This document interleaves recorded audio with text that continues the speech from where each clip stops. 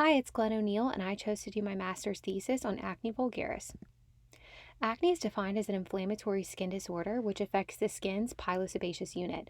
This is going to include the hair follicle and sebaceous gland. It results in skin lesions that can be red, tender, and/or painful.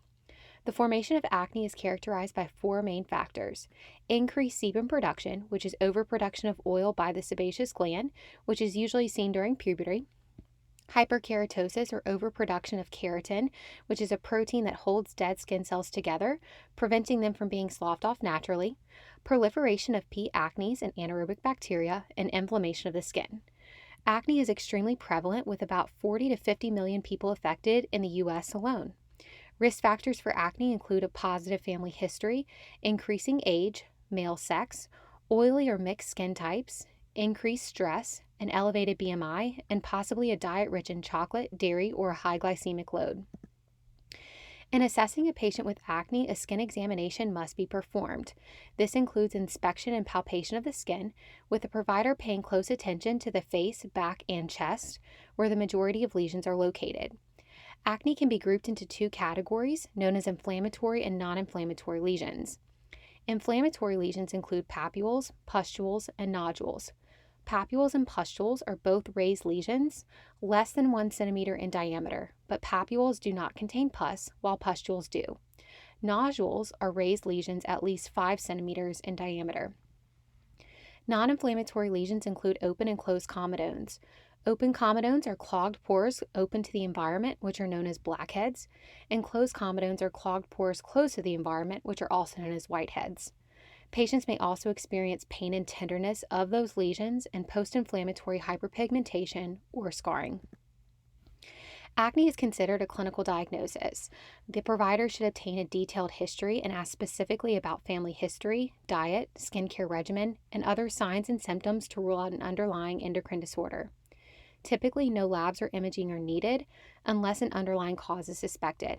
For example, total and free testosterone should be ordered if hyperandrogenism is suspected. Currently, there is no widespread classification system used to diagnose acne.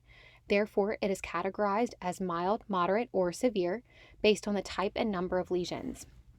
Both mild and moderate acne consist of comedones and inflammatory lesions, with mild acne having few inflammatory lesions and moderate having many. Severe acne consists of comedones and widespread inflammatory lesions with the presence of scarring. Acne is treated with topical and systemic therapies.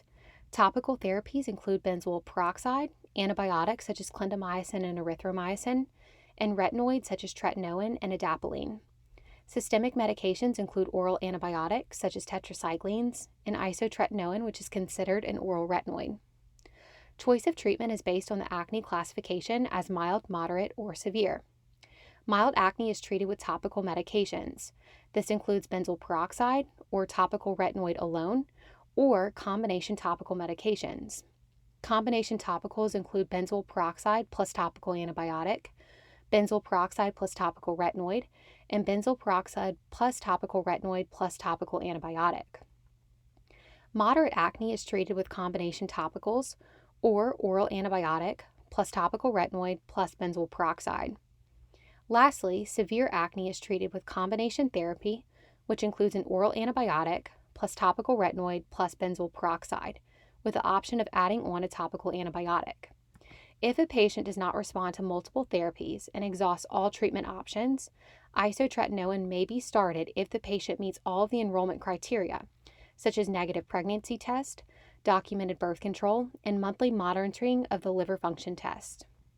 It is important to note topical antibiotics must be used daily, with it taking 8 to 12 weeks to see improvements.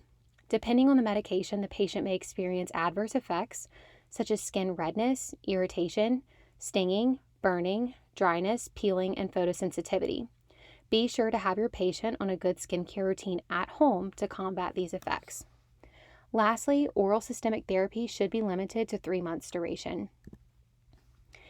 Although acne has a strong genetic correlation, personal hygiene and lifestyle can have a direct impact on the skin and improve current acne lesions and even prevent new lesions from developing. When treating a patient with acne, it is important to inquire about the patient's skincare routine and which specific products are being used. This also includes makeup products. The patient should then be counseled on personal hygiene tips, such as washing the face twice per day, avoiding harsh and abrasive products, refrain from picking of lesions, and using creams and makeup that are oil-free and non-comedogenic. Certain lifestyle changes, such as ingesting less milk, chocolate, and a low glycemic load, as well as losing weight and reducing stress via relaxation techniques, can also help. Thank you so much.